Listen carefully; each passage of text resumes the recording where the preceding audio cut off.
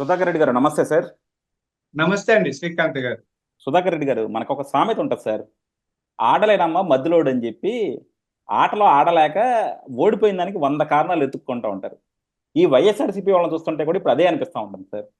గత 2 రోజులుగా YSRCP social media అంతా ఒకటే ట్రెండ్ అవుతుంది అనమాట. అదేంటంటే ఈవీఎం మెషిన్లు. ఈవీఎం మెషిన్లు ప్యాక్ చేస్తున్నప్పుడు 60% ఛార్జింగ్ ఉంది, దాన్ని మళ్ళీ కౌంటింగ్ ఓపెన్ చేసినప్పుడు 99% ఛార్జింగ్ ఉంది. వీటి ఛార్జింగ్ తేడా ఎలా వచ్చింది? ఈ ఛార్జింగ్ తేడా వచ్చిందంటే వీళ్ళు మధ్యలో ఓట్లన్నీ హ్యాక్ చేసుకొని ఛార్జింగ్ పెట్టి 100% ఛార్జింగ్ పెట్టి వదిలేరు అంటున్నారు సార్. అసలు నాకు అర్థం కాదు ఏంటంటే ఈవీఎంని హ్యాక్ చేయించా లేదా అన్నది ఒక పెద్ద డిబేట్. దాంట్లో నాకు కూడా డిఫరెంట్ ఒపీనియన్స్ ఉన్నాయి. కాకపోతే వీళ్ళు అసలు ఈవీఎం మెషిన్లు అన్ని 66% ఛార్జింగ్ అయినాయి, మళ్ళీ కౌంటింగ్ అప్పుడు 99% ఛార్జింగ్ అయినాయి వీళ్ళు ఎలా చెప్పగలిగారు? వీళ్ళకి ఆ డేటా ఎక్కడి నుంచి వచ్చింది? అలాగే నిజంగా హ్యాక్ చేశారే అనుకుందాం సార్. హ్యాక్ చేసినప్పుడు ఆడ అన్ని జాగ్రత్తలు తీసుకోడా 60% ఛార్జింగ్ ఉందని అనుకున్నప్పుడు ఆడు 99% ఛార్జింగ్ పెట్టి ఎందుకు పెడతాడు? ఇంత తప్పు చేసినాడు, ఆ కొంచెం తప్పును సర్దిద్దుకోలేడంటారా? వైఎస్ఆర్సీపీ వాళ్ళు ఎందుకు అంత డెస్పరేట్ గా ఉన్నారు సార్ అసలు ఓడిపోవడం గురించి? సరే, ఇది మీరన్న సామెత ఆడలేక మధ్యలో ఓడన్నది ఇదన్నీ వాళ్ళ లోపాలని కప్పిపుచ్చుకొని ఎదుటి వాళ్ళ మీద బురద చల్లడమే రాజకీయం అనుకునే వ్యక్తులండి వైఎస్ఆర్ పార్టీ వాళ్ళు. నిజానికి నేను జగన్మోహన్ రెడ్డి గారి స్థానంలో ఉండి ఉంటే జాగ్రత్తగా నేను ఉండి ఉంటే ప్రజలకి ఒక క్షమాపణ, ఒక కృతజ్ఞత చెప్పేవాడిని. మీరెక్కడో నన్ను అపార్థం చేసుకున్నారు, నేను ఇంత బాగా చేస్తూ ఉంటే కూడా మిమ్మల్ని నన్ను అపార్థం చేసుకున్నా, లేదా మా పార్టీ నాయకులు ఎవరో చేసిన తప్పులకి నాకు మీరు శిక్ష వేశారు, మా వాళ్ళ తరఫున క్షమించండి, ఇలాంటి తప్పులు పునరావృతం కావు, నేను ఇంకా జాగ్రత్త పడతానంటే చాలా విలువ పెరిగేది. రెండోది, నాకు 40% ఓట్లు వేశారు. మీకు అందరికీ కృతజ్ఞతలు. ఇంత కష్టాల్లో ఇంత ఘోరంగా ఓడిపోయిన నాకు 40% ఓట్లు వేశారంటే మీ అందరికీ పాదాభివందనం అని చెప్పాలండి. చెప్పిన తర్వాత అడుగడుగున ఎక్కడైనా అక్రమాలు, అన్యాయాలు జరుగుతాయండి. జరగకుండా అది తెలుగుదేశం ప్రభుత్వం అయినా, వైసీపీ ప్రభుత్వం అయినా, కమ్యూనిస్టులైనా, కాంగ్రెస్ అయినా, బీజేపీ అయినా, అందరూ ముఖ్యమంత్రి వేరండి, కింద స్థాయిలో ఎంతమంది ఉంటారండి. అక్కడ నుంచి ఇక్కడికి వస్తారు, ఇక్కడ ఉంటారు, అవినీతి అధికారులు ఉంటారు, అవినీతి మనుషులు ఉంటారు, అందరూ ఉంటారండి. లేకుండా పోయే ప్రశ్నే లేదు. మేమందరూ శ్రీరామచంద్రులే ఉన్నారు తెలుగుదేశం పార్టీలో చెప్పలేం కదండి. అవకాశవాద రాజకీయాలు ప్రతి చోట ఉంటాయి. ఫైట్ చేయాలని, పోరాటం చేయాలి. ఇది ఎందుకు చెప్తున్నానంటే, నేను కాంగ్రెస్ పార్టీలో కూడా ఉన్నాను. 83లో తెలుగుదేశం పార్టీ అధికారంలో వచ్చినప్పుడు నేను అప్పుడు జనతా పార్టీలో ఎమ్మెల్యేగా పోటీ చేసి ఓడిపోయాను. మళ్ళీ 2 ఏళ్లలో కాంగ్రెస్ లో చేరి మా జీడి నెల్లూరు నియోజకవర్గం ఇప్పుడు ఉన్నది, అప్పుడు వేపంజేరి అని ఉండేది, నేను పెనుమూరు పోరాటం చేశానండి తెలుగుదేశంతోనే. జ్ఞానేందర్ రెడ్డి గారు మాకు నాయకుడు, ఆయనతో అన్న తమ్ముళ్ళలాగా తిరిగాను.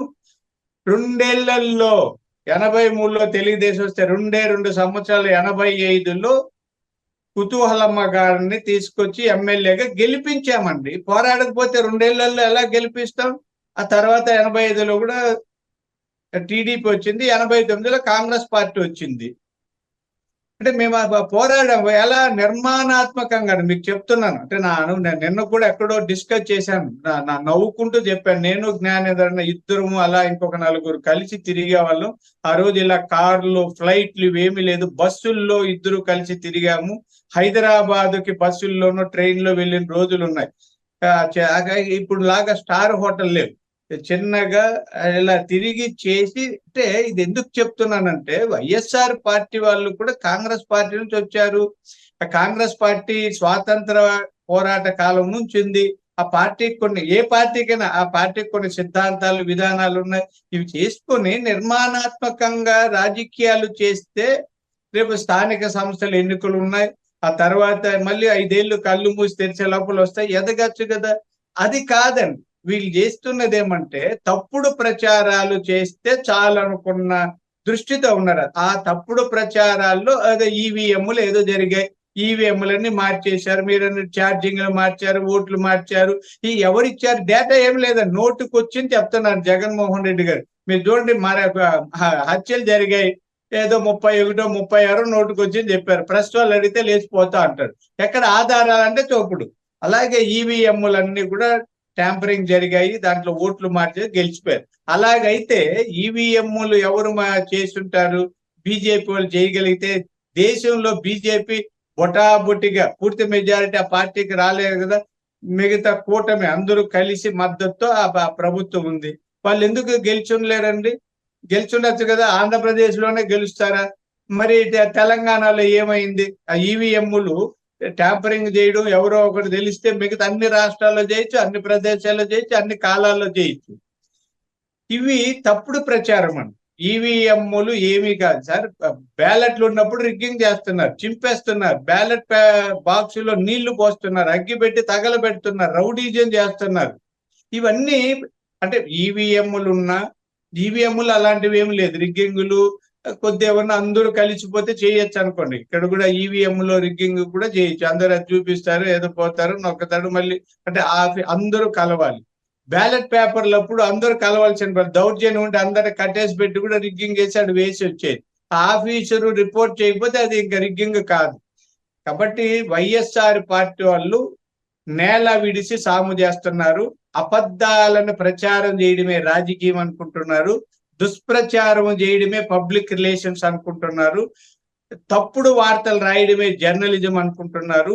బూతులు తిట్టడమే డిబేట్లు అనుకుంటున్నారు. పూర్తిగా నైతికంగా పతనమైపోయిన పార్టీని గురించి పట్టించుకోవాల్సిన పని లేదని. అయితే పతనమైనా కూడా ఆ పార్టీ తప్పుడు ప్రచారాన్ని కొంత నమ్మే ప్రజలు ఉంటారు కాబట్టి మనం ఇలాంటి డిబేట్ల ద్వారాను మరొక విధంగానో దీని మీద వివరణ ఇవ్వాలి, వివరించాలి, ప్రజల్లో అవగాహన కల్పించ తప్పదని.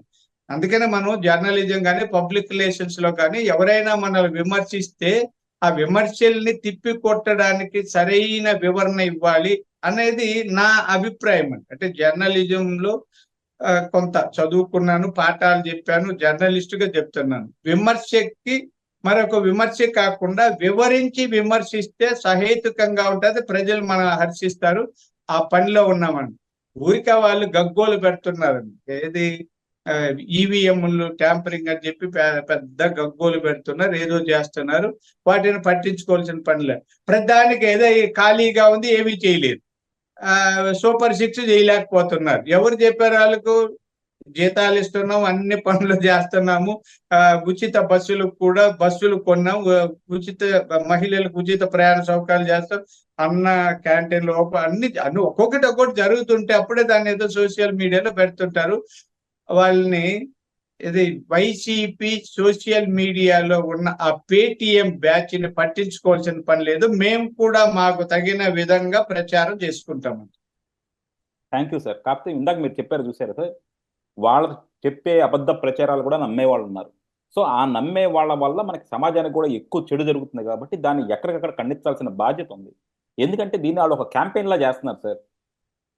సాక్షి టీవీలో మొదలుపెట్టుకొని అలాగే వాళ్ళకున్న యూట్యూబ్ ఛానల్స్లో ఇంటర్వ్యూల్లో కావచ్చు, ట్విట్టర్లో కావచ్చు, ఫేస్బుక్లో కావచ్చు, అన్నీ కూడా వాళ్ళు ఒక పద్ధతి ప్రకారం చేసుకుంటూ వెళ్తున్నారు అనమాట. సో అదేంటంటే జగన్మోహన్ రెడ్డి ఓడిపోలేదు, జగన్మోహన్ రెడ్డిని చంద్రబాబు ఓడించాడు ఈవీఎంల ద్వారా. అలాగే చంద్రబాబును కూడా ప్రజలు అనుకోలేదు, ఈవీఎంల ముఖ్యమంత్రి చంద్రబాబు అనేది స్ట్రాంగ్గా ప్రజల్లోకి తీసుకెళ్లాలని చూస్తున్నారు.